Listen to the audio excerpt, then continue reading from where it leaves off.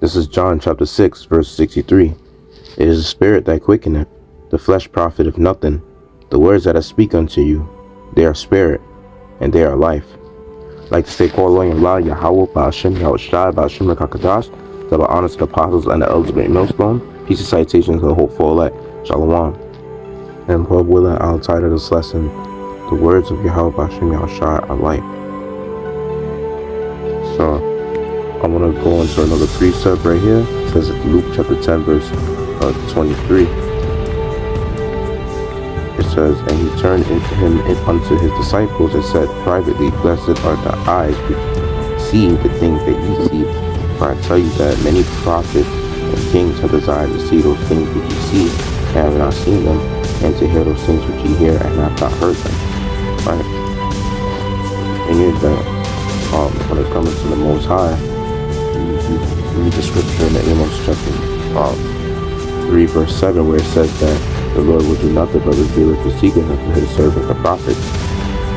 You have it to where you could just be having a normal conversation with brothers, you know, whether you be at a public place, like a restaurant, or maybe a train station, or, you know, even in a bus. And then there's people that even grasp onto the conversation sometimes. They just naturally get attracted to what you're saying. You believing in this truth, and then you speaking this truth as well, like pretty much breaking bread. You speaking the words of Yahawah, Bahasham, Yahawashi. And you see, one thing when it's coming to this truth is like you've got a lot of great men in this world that wish they had this truth. But there's a scripture that says that not many that were nobles were called. Because when it's coming to the Most High, he likes to deal with the lowly, you know. And so he basically in 1 Corinthians chapter 1, verse 27 about how the Most High would pretty much, he would choose like the foolish thing to confound the wise. The men that are considered wise in this world, you know, that spend thousands of dollars on education, you know, going to college, getting all these degrees. The Lord would use his men, not necessarily going to have to go through that whole educational system by getting a, you know, associate's or, you know, bachelor's degree that didn't go to higher education, you know, and getting certificates from there. He would use his men in that type of category to basically confound the wise. One thing in this world is like there's a lot of great men in this world that have a lot of money, you know, considered to be six-figure earners, millionaires, and damn near even billionaires. And it's like they don't even have wisdom at all sometimes when you're dealing with the truth. You know, and don't get me wrong, they may have like certain worldly wisdom, but it's like a lot of times men of great status in this world, it's like a lot of times they go through getting divorced, they go through dealing with used up women that are considered to be harlots. And there's basically no wisdom in that. That's why there's a saying that how over, I believe, 70 to 80% of NFL and NBA players that after their career they go broke. It's because of the simple fact that they don't know how to effectively manage their money. And I pretty much want to give like a, you know, quick testimony of how this word is pretty much considered to be, you know, spiritual, and how it's also considered as life. Scriptures talk about this is the tree of life. Knowledge, wisdom, understanding of this truth, as well as the Lord's statutes and commandments. But there was a time, I believe it was a month and some change. When I say some change, I mean like some weeks ago, you know, considering like it was a month and some weeks ago.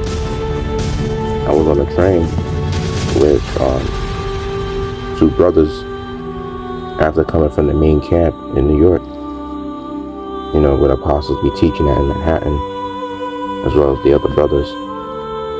And me and two other brothers, you know, we're not officially part of the main camp, but like we just come out there to fellowship with the brothers of the main camp anyway, and then with the apostles as well. So what happened was when we was on the train station, we was breaking bread, you know, we was pretty much talking about the truth. And mind you, we feeling confident about something that we haven't physically seen. At the same time, like scripture says that faith is evidence of things that are not seen. So we're talking about something that's eternal. And that's the whole point of this truth, is like having that faith. you know. The reason why majority of people don't believe is because they can't see, you know, because spiritually the world is in gross darkness, as scripture says, and I believe it's Isaiah chapter 60, somewhere around there. And what it is like when I was talking, you know, to the brothers, to those two brothers, when we was having that conversation, where I was sitting across from them on the other seat in the train, there was an Ammonite woman that was sitting right next to one of the brothers. And I kid you not, bro, like, you know, one thing about me is that I have peripheral vision where I could see, you know, with the corner of my eye, you know, so I could pretty much be looking straight and see things on the side. And mind you, Shorty was on her phone the whole entire time. And then even while we was talking about the truth, at some point, she started to look at what we was talking about, and she was smiling. She put down her, she did it like 3 times. And that was really spiritual, because it's like, you know, they say life and death is in the power of the tongue, and how your words carry vibrations. So even when you're speaking about this truth, and this is what the men of the Lord look forward to, Lord willing, we be those men. You know, when we teach this truth, we're actually looking forward to the prophecies being fulfilled. But that just showed me something right there. Me just seeing that is that the fact that how these heathens, they wish that the Most High, you know, chose them. And I mean, I don't know for sure if she could be a heathen, which she appeared to be. But the fact of the matter is that sometimes you got some people that they just look at you like, you know, they wish they knew you or something. And especially when you teach the truth, it's like they wish they knew what you was talking about. That's why for anybody that comes into this truth and leaves this truth, it's like, I can see why you could be in a worse case, because it's like there's no knowledge in the world that could pretty much top this knowledge at all, you know. Because like Apostle Paul was saying, that all wisdom in this world is foolishness with the Most High. And how if any man seemeth to be wise in this world, you know, when he comes across the truth, you got to become a fool, you know. And don't get me wrong, like there are some brothers out there that, you know, like me, that have like, you know, certain degrees in college and things of that nature. There's some brothers that went there, you know, and finished.